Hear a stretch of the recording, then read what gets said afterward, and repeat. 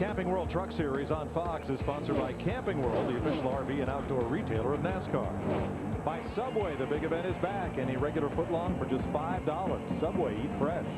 By Sprint. Get NASCAR Sprint Cup Mobile only from Sprint only on the Now Network. And by Lowe's, for all your home improvement needs. Lowe's, let's build something together. 21 laps to go. Kyle Busch out in front of Todd Bodine by 5 seconds. Mike Skinner half a second back. Chad McCumbee with that contrary strategy still fourth. And T.J. Bell has been having a great battle with Ron Hornaday for fifth. Right now, Bell has the spot in that number 11. And a few years ago, he's racing Toyota Formula Atlantics, sports cars, open-wheeled cars. And I bet if you told him he'd be making his living racing pickup trucks a few years later, he might have just laughed, but he's giving this truck a great ride. And I don't think we can state enough what a great truck he has, because he had to start this race. We talked at the top of the show, a short race. He had to start at the rear of the field because of an engine change. But Chad McCumbee, he is the only truck in the top 5 that's not a Toyota. Mike, you talked about this yesterday. We always talk about going to Michigan, where the big three's at, and they always smile when their make runs well there. Well, this is home for Toyota, and they have 4 trucks in the top 5. Yeah, Toyota's they pretty well own this series for the last 2 or 3 years. They just got the great package, handling and engine.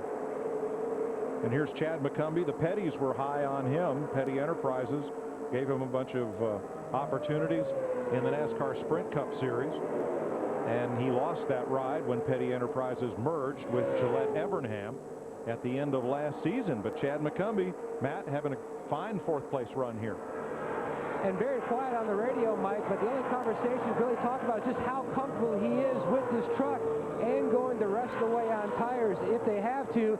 The 2 trucks in front of him, the 5 of Skinner and the 30 of Bodine, both within 3 laps of each other, came out and said, I have worn out my right front. Both are pushing. And here's where we're really setting the stage for this strategy. With 19 laps to go, I'm going to say within the next 5 to 6 to 8 laps, these trucks will have to come to pit road.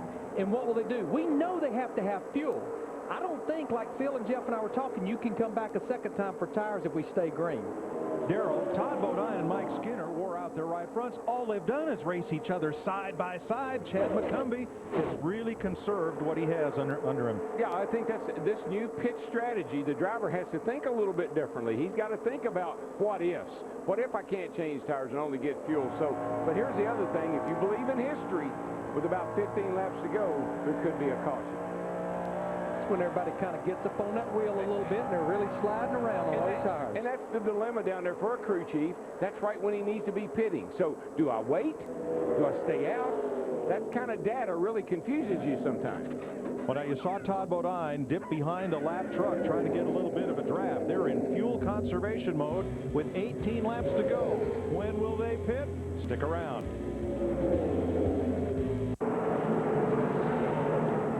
Welcome back to Fontana. The 3rd, 4th, and 7th place trucks hit pit road. Matt. And Skinner slid to a stop. They're going to go right side tires only. For the 5 of Skinner, he's away. Still debating on fuel or tires on the 30 of Bodine. Chad McCumbee and Matt Crafton also made pit stops fuel only. But we know that Mike Skinner, as the leader goes by Kyle Busch here, with about 13 laps to go, we're getting a report that Mike Bliss in the 40 is actually out of fuel.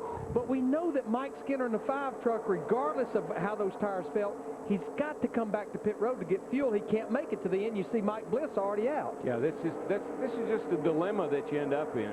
You need tires or you're going to have a flat. You need gas or you're going to be stalled on the racetrack. So got to go with what you need the worst, I think. Johnny Sauter comes in.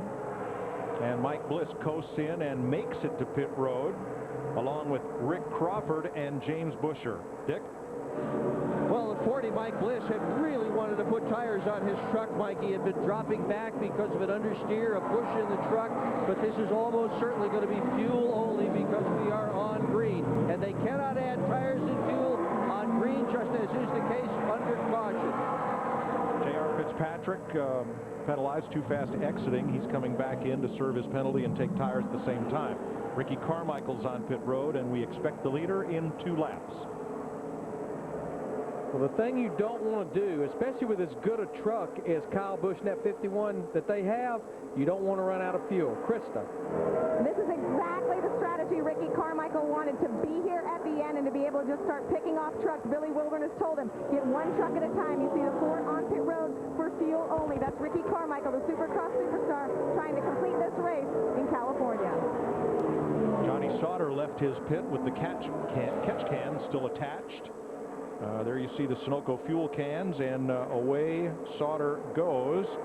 And there is the catch can. So he'll have to come back in, and that's a shame because Johnny Sauter in that 13 truck, he had made his way up into the top 15. There you see Ron Hornaday in the 33 truck. He's on pit road, Matt. The issue for Hornaday, he has to gingerly bring his truck to a stop in his box, not to slide the tires. Great job there. He also had to go around the 32. 1 can of fuel for Hornaday. A close call with Peters in the 32 on exit. I'm going to tell you what, though, when you look at the 51 truck of Kyle Busch, you know, they're somewhat walking a tightrope here because the last thing they want to do is pit too soon and get burnt by caution by someone that stays out there. So that's what's on the shoulders of Doug George, the crew chief, right now. But as I mentioned, you don't want to run out of fuel either. There's Doug George right there on top of the pit box. Man, they are doing some calculating, aren't they? Sitting there saying, I think we can go 2 or 3 more laps. You want to wait till the very last lap that you possibly can run to come. They're looking for him now with 9 laps to go, and here comes Rowdy. There is Johnny Benson, who has cycled up to 8th place, also on pit road. Here comes the 30 back there, too. He's coming. Todd Bodine in. Going to be a quick gas and go, it looks like, Krista. Absolutely. I don't even know if they need the co in Sunoco. Just a splash and go for Kyle Busch. Doug George, the crew chief, said, nice and easy, Kyle, don't slide the tires. And then he stopped. He said, what am I talking about? You know exactly what to do. Kyle Busch, the leader in this race, coming in, and he hits his pit stall for a splash and go. Just a little bit of fuel for the 51. And the way his truck's handling Mike, Larry, it doesn't surprise me that he can make it on tires because he has not been abusing his truck. How about Todd Bodine, Matt? Mike, the driver wanted tires. The crew chief wanted fuel. They want fuel on the 30.